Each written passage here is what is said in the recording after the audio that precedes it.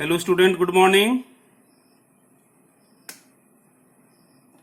It is the third class of chapter 5, Agrarian Relations of Mughal Period. इसके पहले के class में हम लोगों ने मुगल वंश की स्थापना और बाबर के बारे में जानकारी प्राप्त की, साथ ही साथ उस काल के इतिहास जानने के कुछ साधन के बारे में जानकारी प्राप्त किया था। आज भी पुनः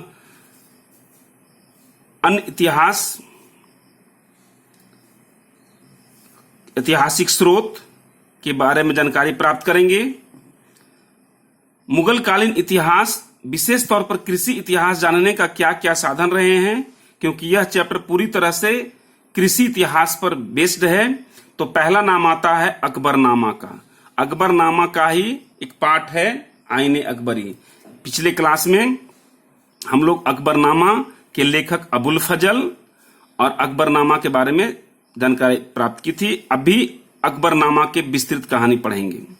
दूसरा जो जानकारी का साधन है वो है दस्तूर अल अमल ए आलमगीरी, मदद ए मास। नेक्स्ट, कुछ उस समय के ऑफिशियल रिकॉर्ड्स, डॉक्यूमेंट्स, सरकारी दस्तावेज, राजस्व संबंधी जो रिकॉर्ड हैं, सरकारी फरमान पत्र या ऑफिशियल लेटर्स, ये मुगल कृषि इतिहास जानने के प्रमुख साधन हैं। ये प्रश्न आते हैं कभी कभी कि मुगल कालीन इतिहास जानने के प्रमुख साधनों की चर्चा करें। Discuss about the source of agrarian history of Mughal period. 4-5 हम लोग इसका जानकारी प्राप्त करेंगे। सभी स्रोत में सबसे ऑथेंटिक डिटेल वो आईने अकबरी है। आईने अकबरी बेसिकली अकबरनामा एक ग्रंथ है। अकबरनामा का ही तीसरा भाग है आईने अकबरी, जिसके लेखक अबुल फजल थे, जो अकबर के एक नौरत्न भी थे, बहुत उच्च कोटि के विद्वान थे। इन्होंने फारसी भाषा में अकबरनामा की रचना की। स्वयं अबुल फजल कई भाषाओं के विद्वान थे। राजकीय संरक्षण में यह किताब लिखी गई है। मुगल काल की जानकारी का सबसे प्रमुख, विस्तृत, प्रामाणिक स्रोत या ग्रंथ माना जाता है। अब हम लोग अकबरनामा के बारे में देखें। अकबरनामा से लॉन्ग क्वेश्चन आता है।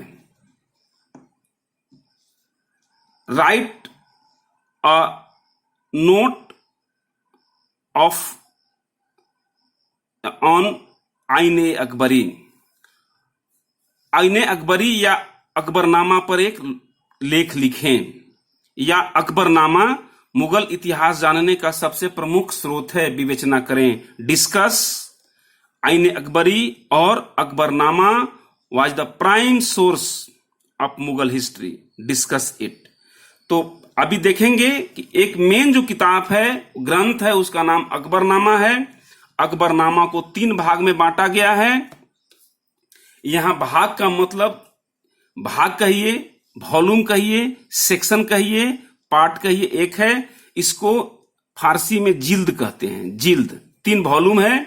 जैसे अगर हम लोग का इतिहास का किताब है वो 3 भाग बटा हुआ है, ancient history, medieval history and modern history. आप कह सकते हैं इनके भाषा में कि हमारा भी किताब 3 जिल्द में बटा हुआ है। प्रथम जिल्द का नाम है प्रथम जिल्द, द्वितीय जिल्द, तीसरा जिल्द। First volume, second volume, third volume. तो फर्स्ट जो वॉल्यूम है उसमें पैगंबर मोहम्मद और इस्लाम के बारे में चर्चा की गई है। दूसरे वॉल्यूम में अकबर से पहले, मतलब हुमायूं से पहले बाबर, बाबर के पिता उमर शेख मिर्जा, उमर शेख मिर्जा के पिता अस्कंदर मिर्जा और उनके वंशज की चर्चा की गई है। और इसी में चर्चा मिलती है तैमुरलंग और चंगेज खां की। तीसरा भाग को आईने अकबरी स्पेशल नाम दिया गया है। इस बात को हम लोग को ध्यान देना है। थर्ड पार्ट है, थर्ड वॉल्यूम है, जिसे तीसरा जिल्द है, जिसका नाम है आईने अकबरी। और आईने अकबरी की ही कहानी पढ़ना है। कृषि, प्रशासन, न्याय, धर्म, रीति रिवाज, परंपरा, डिटेल मुगल का जो इतिहास है वो आईने अकबरी में है। फिर से एक बार क्लियर कीजिए, पहला भाग में इस्लाम धर्म और पैगंबर मोहम्मद और उनके कुरान के कुछ संदेश की चर्चा है। दूसरा भाग में अकबर से पहले पूर्वजों की चर्चा है। अकबर और अकबर के बाद तथा पूरे मुगल साम्राज्य की कहानी आईने अकबरी में की गई है। आईने अकबरी को 5 उपभाग में बांटा गया है। सब डिवीजन इसका भी है, सब वॉल्यूम है। इसको दफ्तर बोलते हैं, दफ्तर्स। आईने अकबरी also divided in 5 दफ्तर्स और सब वॉल्यूम्स। फर्स्ट सब वॉल्यूम्स नोन एज मंजिल आबादी, सेकेंड सिपह आबादी एंड थर्ड मुल्क आबादी, एंड 4th and 5 का कोई विशेष नाम नहीं दिया गया है। अब हम लोग देखेंगे कि पहला जो इसका दफ्तर है आईने अकबरी का, उसमें मंजिल आबादी है, जिसमें राज परिवार, शाही घर परिवार का नियम, खर्चा, रख रखाव, खान पान, उससे जुड़ा हुआ बात लिखा हुआ है। मंजिल आबादी deals with the imperial house hold, maintenance and rules and regulations of royal court. Second दफ्तर, दूसरा आबादी भाग को सिपह आबादी कहा गया, जिसमें सैनिक, नागरिक प्रशासन, मनसबदार, विद्वान, कलाकार, अधिकारी, कर्मचारी, सैनिकों की चर्चा की गई है। The second sub volumes known as Sipah Abadi which deals about military, civil administration, mansabdar, scholars, poets, artist and imperial officials. Third sub volumes known as मुल्क आबादी, it is real source of administration of Mughal empire. Mulk Abadi में एक साम्राज्य जो 12 प्रांत में बटे हुए थे उसकी चर्चा की गई है। साम्राज्य केंद्रीय प्रशासन, प्रांतीय प्रशासन के अलावा वित्त प्रशासन, राजस्व प्रशासन, भू राजस्व, कृषि की चर्चा की गई है।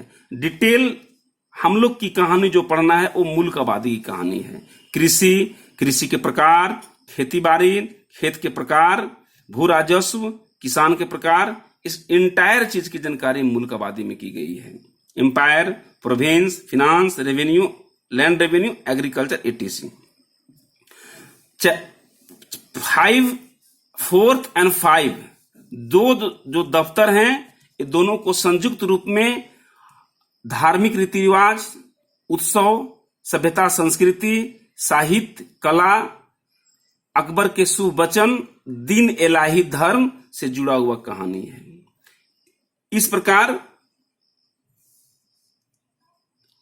5 आबादी में बटी हुई थी, 5 दफ्तर में बटी हुई है, दफ्तर में बटी हुई है आईने अकबरी। और आईने अकबरी अकबरनामा का तीसरा भाग हुआ करता था। तो आप कह सकते हैं कि मुगल काल का इतिहास जानने का सबसे मोस्ट ऑथेंटिक विशद स्रोत आईने अकबरी है और अकबरनामा है, जिसका लेखन शुरुआत 1591 से हुआ। 7 वर्षों में यह पूरा हुआ, 5 संशोधन के बाद यह पूरा हुआ। अकबरनामा या आईने अकबरी मुगल इतिहास जानने का प्रमुख स्रोत है। परीक्षा में ऐसे तो हम लोग लिखेंगे नहीं, भाषा में लिखेंगे, आप लोग इससे बना लीजिएगा। नेक्स्ट है कृषि इतिहास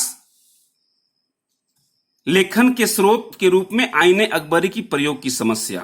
अब इसका जितना प्रशंसा हो सकता था हम लोगों ने अकबरनामा का प्रशंसा किया। अब कुछ ड्रॉबैक्स और प्रॉब्लम्स क्या क्या थे, तो हम लोग जानते हैं कि मुगल काल का ये आधिकारिक ग्रंथ है। राजकीय संरक्षण में, रॉयल पैट्रोनेज में इसकी रचना हुई। यह ऑफिशियल इपिक्स है मुगल पीरियड का। इसमें 5 बार संशोधन भी किया गया और कई प्रकार के साक्ष्य, स्रोत, विवरण का ये आधार है। मुगल काल के बारे में इसके बगैर हम लोग जान नहीं सकते हैं। फिर भी इसमें कुछ कुछ समस्या रह गई थी।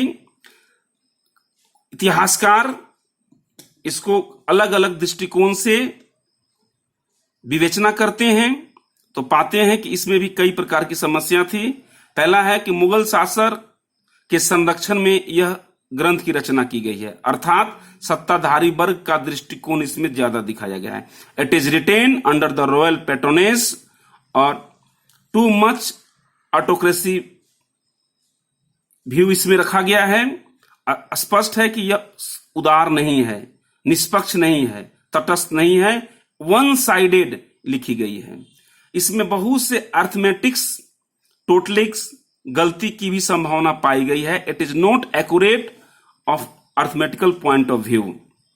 दूसरी गलती, पहला गलती है कि राजकीय संरक्षण में है, अर्थात ये निष्पक्ष नहीं है, वन साइडेड लिखी गई है। सरकार जो उस समय शासक थे उनको ज्यादा महिमा मंडन किया गया है। तीसरा है संख्यात्मक आंकड़ा में समानता नहीं है। क्वांटिटिव डाटाज में इरेगुलेटरीज है, उसमें भी कई प्रकार के अलग अलग इलाके में, प्रांत में अलग अलग शब्दावली का प्रयोग किया गया था जो अलग अलग क्षेत्र में अलग अलग है। भाषाई की समस्या है। अबुल फजल की भी अपनी एक सीमा थी। भारत में, उस समय के भारत में भी अलग अलग क्षेत्र में अलग अलग भाषा बोली जाती थी, हर भाषा के ज्ञाता नहीं थे। फिर भी उन्होंने जो बात को ओरल मौखिक स्रोत पर लिखे उसी को उन्होंने दर्ज किया, जो जिसमें समस्या है, ऐसा विद्वानों का मानना है। नेक्स्ट है मौखिक विवरण पर आधारित है, ये ओरल सोर्स पर लिखा हुआ है, जिसको समझना स्थानीय लोग ही आसानी समझ सकते थे। इस प्रकार कुछ विद्वान जो उस समय मुगल कोर्ट, मुगल जो राज दरबार था उसके बाहर के जो विद्वान थे, उन्होंने अबुल फजल के द्वारा रचित अकबरनामा के ऊपर प्रश्न चिन्ह खड़ा किया कि इसमें कई प्रकार की समस्याएं थी। कहा जाता है कि अबुल फजल के द्वारा रचित लिखित अकबरनामे में बहुत समस्या है, फिर भी आईने अकबरी और अकबरनामा मुगल इतिहास जानने का प्रमुख स्रोत, ऐतिहासिक स्रोत है। Despite of so many problems, Ain-i Akbari is an important authentic historical source of Mughal period. एक प्रश्न आए हुए हैं, आते हैं, इसलिए इस पर भी एक बार हम लोग ध्यान देंगे। नेक्स्ट क्लास में हम लोग कृषि समाज, मुगल साम्राज्य में किसानों का प्रकार, राजस्व व्यवस्था, भू राजस्व व्यवस्था और एक सबसे इंपॉर्टेंट क्वेश्चन है जाप्ती प्रणाली, आईने दहसाला के बारे में चर्चा करेंगे। आज के लिए इतना ही। Thank you.